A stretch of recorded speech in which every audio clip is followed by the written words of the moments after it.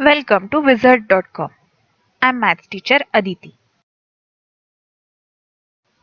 We have this question here. Abia bought 29 books and 23 toys from the market.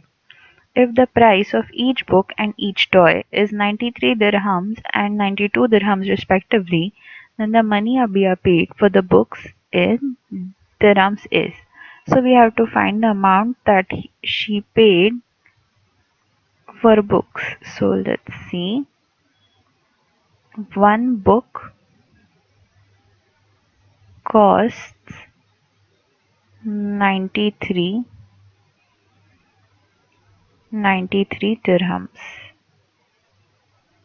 Therefore, she bought 29 books. So 29 books will cost 93 multiplied by 29 dirhams.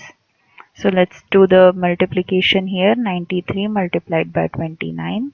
9 threes are we have 27. 2 carried. 9 nines are 81 plus 2 is 83.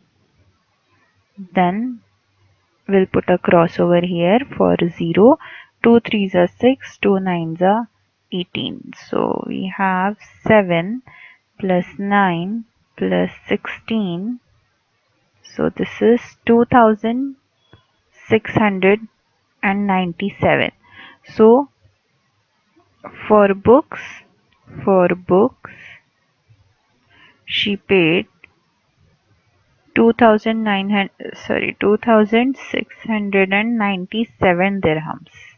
This is the answer.